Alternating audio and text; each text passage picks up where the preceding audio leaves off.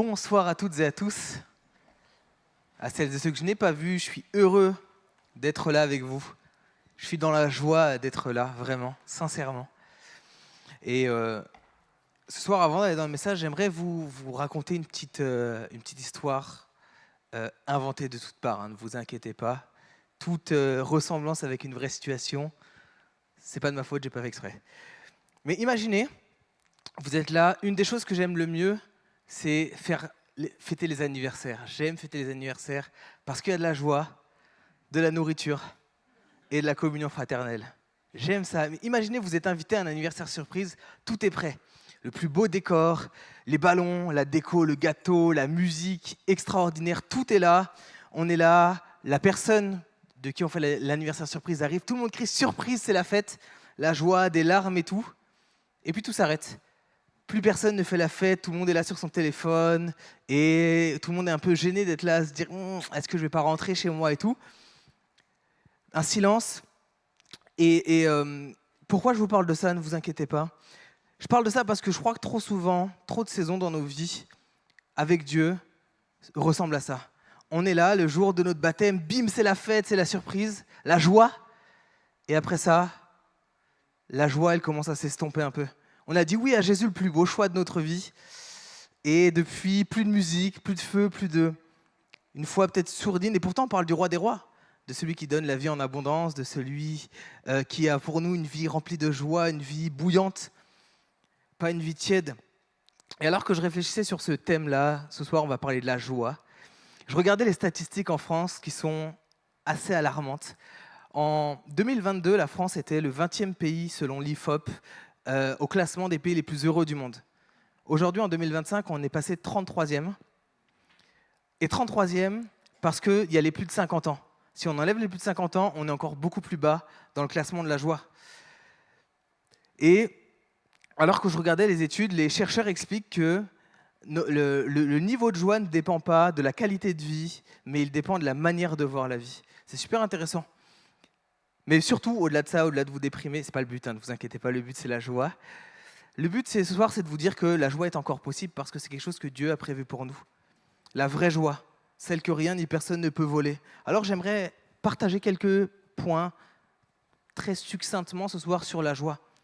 Avant d'explorer la joie, je crois que c'est essentiel de comprendre ce que c'est vraiment la joie. Parce qu'avant même d'expérimenter la joie, on doit saisir ce que c'est. Et c'est là que trop souvent, certains d'entre nous, certaines saisons de notre vie, on ne sait pas trop ce que c'est, et du coup c'est très difficile de chercher au bon endroit. Alors que je réfléchissais à ce message, je me suis retrouvé il y a quelques semaines au magasin à faire les courses, et Eva m'a dit « achète du papier cuisson ». Jusque-là, pas très difficile. Et donc, je suis persuadé que le papier cuisson se trouve dans l'espace où il y a tous les trucs pour les gâteaux, la farine, le sucre et tout, et je cherche. Je cherche comme jamais j'ai cherché dans ma vie. Tous les rayons, je fais les 2-3 rayons autour, je cherche, et je trouve pas. Mais tu sais, j'ai ma fierté quand même, donc je me dis, je vais chercher encore. Et je me retrouve au bout de 15 minutes à me dire quand même, soit ils n'ont pas de papier cuisson aussi, soit je dois peut-être aller demander à quelqu'un. Et donc j'ai été demander à quelqu'un qui travaille là-bas, et il m'a dit, non, c'est pas là, c'est de l'autre côté du magasin, et j'ai été trouvé très rapidement. Et je crois que trop souvent, avec la joie, c'est un peu ça. On cherche, on y aspire, mais si on ne sait pas où chercher, ça peut être très très long. La joie n'est pas une émotion passagère. C'est un état durable, un cadeau de Dieu. Ça ne dépend pas de nos efforts, ça dépend de la générosité de Dieu. Et Dieu est la première source de notre joie et la plus grande source de notre joie. Même si ça peut surprendre, parce que la réalité c'est que, dépendamment de notre vision de Dieu, peut-être que le mot joie n'est pas toujours associé à la personnalité de Dieu. Et pourtant, la joie nous vient de Dieu. Il y a un pasteur qui s'appelle Dallas Willard qui disait « Dieu est l'être le plus joyeux de l'univers ». Et j'aime beaucoup cette phrase-là, donc je l'ai reprise, Dallas, si tu m'écoutes. Genèse 1, quand Dieu va créer le monde, il prend plaisir à ce qu'il a créé. Il vit que cela est bon, il y a une joie qui se dégage de ça. On le voit dans le livre de Job, Job 38, verset 4. « Où étais-tu quand j'ai fondé la terre ? Déclare-le, puisque tu es si intelligent. Qui a fixé ces dimensions ? Tu le sais, n'est-ce pas ? Ou qui a déplié le ruban à mesurer sur elle ? Sur quoi ces bases se reposent-elles ? Ou qui en a posé la pierre angulaire ? Alors que les étoiles du matin éclataient ensemble en chant d'allégresse et que tous les fils de Dieu poussaient des cris de joie. Et j'aime ce passage qui nous parle de à la création, il y avait une telle joie parce que Dieu est la source de la joie.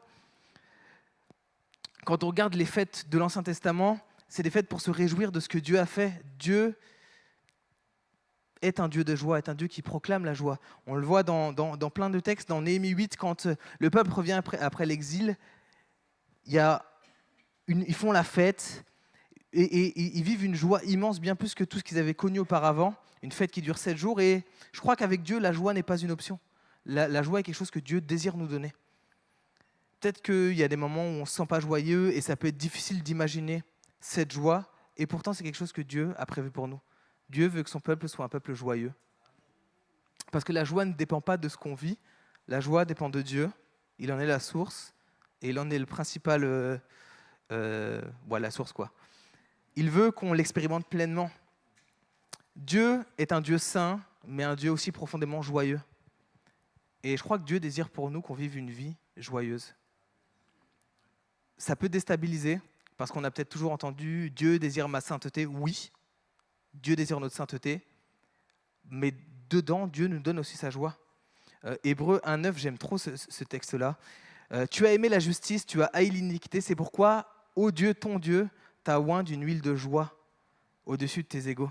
Et je crois que notre cheminement de chrétien est un cheminement aussi jonché de cette joie de Dieu, rempli d'une joie qui dépasse tout ce qu'on peut connaître. Je ne sais pas si vous êtes partant, mais moi je suis partant pour vivre cette vie.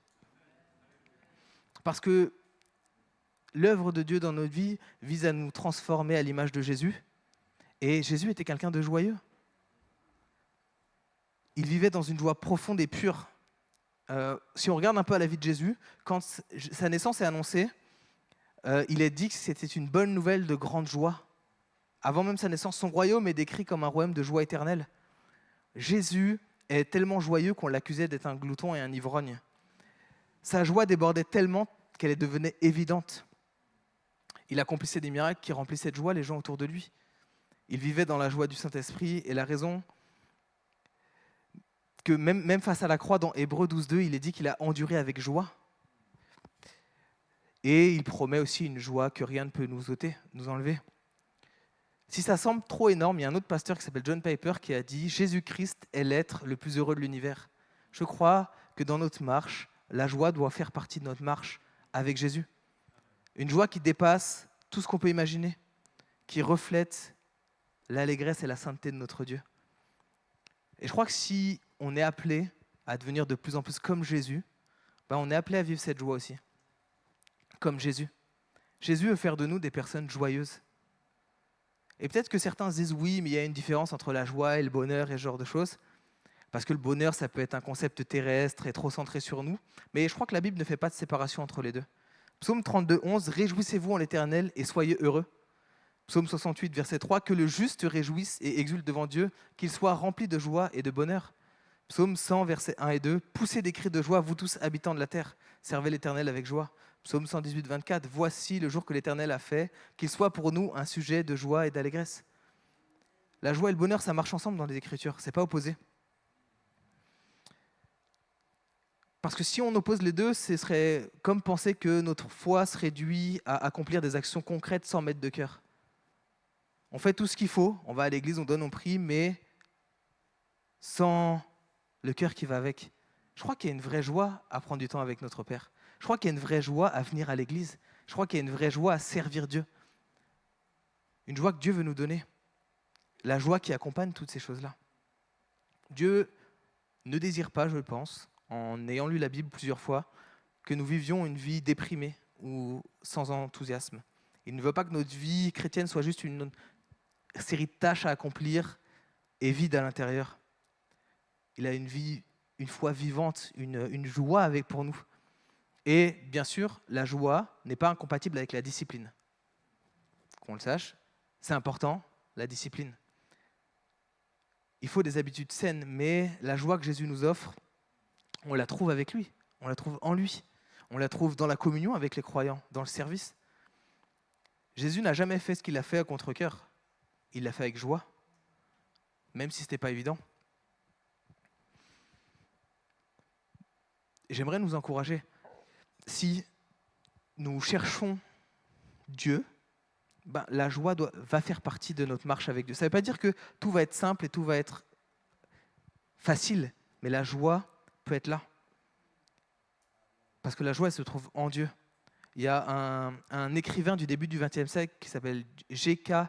Chesterton qui a dit « La joie, qui était la petite publicité des païens, est le gigantesque secret des chrétiens. » En gros, il explique que, alors que le monde nous vend toutes sortes de choses qui peuvent être de la joie, le secret, il se trouve qu'en Jésus-Christ, en fait. Les chrétiens sont les seuls à trouver la joie. Parce que la joie, ce n'est pas juste une émotion. C'est aussi un état de cœur. C'est une condition de cœur. Jésus, dans le sermon sur la montagne, va dire quelque chose. Beaucoup connaissent ce sermon, et trop souvent, on ne s'arrête pas trop quand on connaît trop. Mais j'aimerais m'arrêter un peu avec vous en examinant le texte original, quand Jésus dit « Heureux les pauvres en esprit, heureux les doux, heureux ceux qui pleurent, heureux ceux qui ont faim et soif de justice, heureux ceux qui sont persécutés. » Et le mot « heureux » peut être traduit aussi par « joyeux » et « comblé ». Ça peut sembler étrange quand même. Comment je peux être heureux quand je suis persécuté? Comment être heureux, joyeux, quand j'ai faim et soif? Quand je suis pauvre en esprit, ça n'a pas de sens. Mais pourtant, Jésus nous dit que notre joie ne dépend pas des circonstances extérieures, elle dépend de celui qui est à l'intérieur de Dieu. Ça dépend de ce que Dieu fait en nous. Alors que Jésus nous rend, dans notre marche jour après jour, semblable à Jésus, enfin oui, à lui, dans cette marche, je crois qu'on doit approfondir notre vie de joie joyeuse, parce que c'est ce que Dieu veut faire en nous aussi. Parce qu'en Jésus, pourquoi je dis ça? Parce qu'en Jésus, on ne trouve pas seulement l'émotion de la joie, mais une plénitude. Jésus, si on lit ces textes, si on lit les évangiles, on voit la plénitude de la joie, une joie qui persiste au travers des épreuves, une joie qui persiste au travers des luttes et des tribulations, une joie qui nous imprègne à l'intérieur. Mesdames qui avez été enceintes, vous allez comprendre ce que je vais dire. Les autres, suivez-moi, ne vous inquiétez pas. Je réfléchissais à ce texte et vraiment j'ai eu une image de Eva il y a quelques années. Quand Eva était enceinte, c'était assez perturbant parce qu'elle était heureuse à l'intérieur, mais comme il y avait des émotions bizarres, elle pleurait, elle rigolait en même temps. C'est les hormones, c'est très spécial, mais elle était joyeuse, mais elle pleurait. Ou alors elle était triste, mais elle rigolait. C'est les émotions. Je crois qu'on peut, peu importe ce qui se passe à l'extérieur, on peut vivre cette joie. Pas cette joie liée aux hormones, cette joie liée à Dieu, qu'on se comprenne bien. Cette joie, elle ne fait pas qu'être passagère, mais je crois qu'elle doit aussi nous imprégner. Le genre de joie dans lequel Jésus veut nous introduire, j'ai noté quelques passages de Jésus dans l'évangile de Jean, Jean 10, 10. « Je suis venu afin que vous ayez la vie et que vous l'ayez en abondance. » Jean 15, 11. « Je vous ai dit ces choses afin que ma joie soit en vous et que votre joie soit parfaite. » Jean 16, 24. « Si vous n'êtes pas convaincus, jusqu'à présent, vous n'avez rien demandé en mon nom. Demandez et vous recevrez afin que votre joie soit parfaite. » Si vous n'êtes pas encore convaincus, Jean 17, 13. « Je viens à toi maintenant, mais je dis ces choses pendant que je suis encore dans le monde afin qu'ils aient la plénitude de ma joie en eux. » Jésus est venu non seulement pour qu'on ressente la joie, mais pour qu'on vive la joie aussi. Et la différence entre ressentir la joie et être joyeux, je n'ai pas trouvé d'autres images que celle-là. Est-ce qu'il y en a qui connaissent un tout petit peu le monde du cinéma ici? Il y en a qui ont déjà regardé au moins un film ici? Il y a deux types de jeux d'acteurs dans le cinéma. Il y a le jeu d'acteur classique, c'est l'acteur qui est là, il joue son rôle, et quand la caméra s'éteint, il repart à sa vie. Et il y a le jeu d'acteur qu'on appelle immersif, c'est l'acteur qui se plonge dans le rôle, et que la caméra soit allumée ou pas, il est dans le rôle. Je crois que la différence entre les deux, c'est qu'il y en a un qui est un événement et l'autre qui est une incarnation.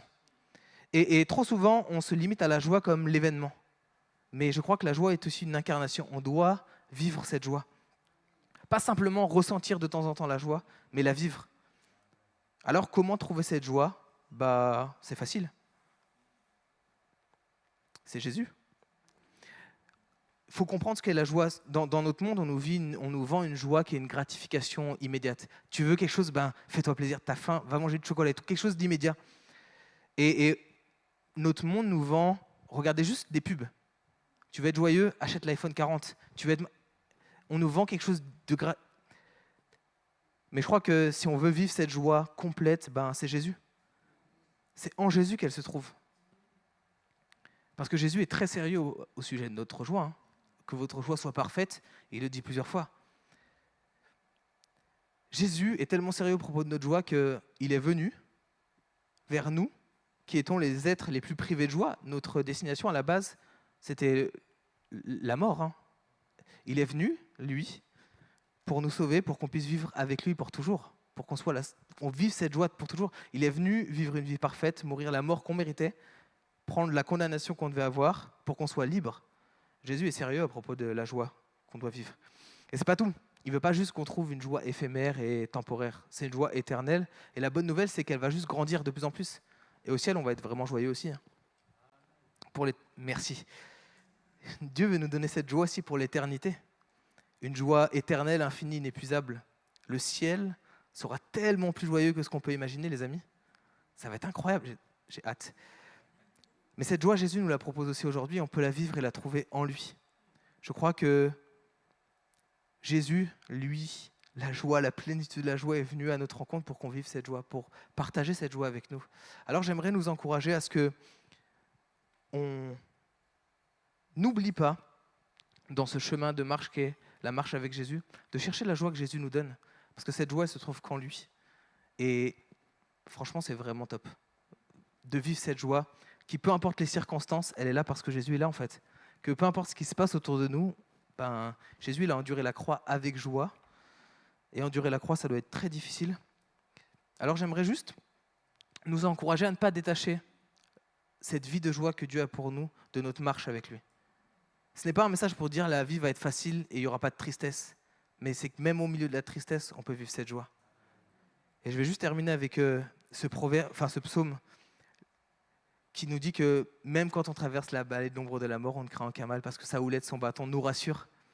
Que peu importe en fait les situations extérieures, la joie de Dieu est avec nous parce que Jésus est avec nous. J'aimerais qu'on puisse prier dans ce sens-là.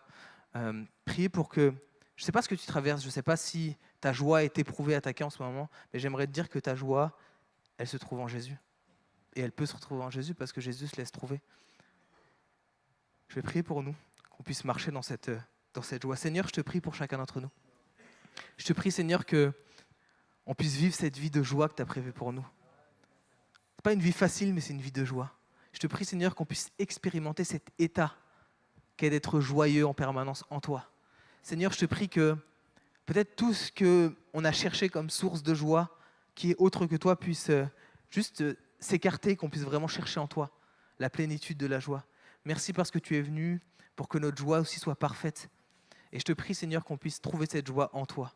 Apprends-nous à fixer les regards sur toi. Seigneur, je te prie pour ceux qui traversent des moments difficiles, où la joie semble quelque chose d'éloigné, de juste dans le nom, et je prie qu'ils puissent expérimenter aussi cette joie en toi jour après jour. Je prie qu'on puisse expérimenter cette joie qui dépasse les circonstances, cette joie qui se trouve qu'en toi, Seigneur. Permets-nous, jour après jour, dans notre marche, de regarder à toi, d'apprendre de toi. Viens façonner ton caractère en nous. Viens façonner ta joie en nous, Seigneur, encore jour après jour. Permets-nous de te ressembler en toutes circonstances. C'est ce à quoi tu nous appelles, tu nous appelles à grandir, à marcher à ta stature parfaite jour après jour. Mais je te prie, Seigneur, aussi qu'on puisse expérimenter ta joie jour après jour. Je prie qu'on soit des êtres totalement remplis de ta joie, Seigneur. Seigneur, je te prie qu'au travers aussi de la joie que tu déposes en nous, on puisse être un témoignage dans ce monde. Un témoignage que la vraie joie, la vraie paix, le vrai amour se trouve qu'en toi. Seigneur, je te prie encore de nous transformer chacune à ton image. Je prie que notre Église puisse être une Église aussi jour après jour remplie de ta joie. Seigneur, je prie qu'on puisse venir jour après jour te servir avec joie, venir dans ta maison avec joie, venir dans ta présence avec joie parce qu'il y a une joie tellement plus grande que ce qu'on peut imaginer en toi. Permets-nous d'être comblés en toi. Permets-nous, Seigneur, de toutes nos aspirations de nos cœurs puissent être comblées en toi, Seigneur, totalement. Dans le nom de Jésus. Amen.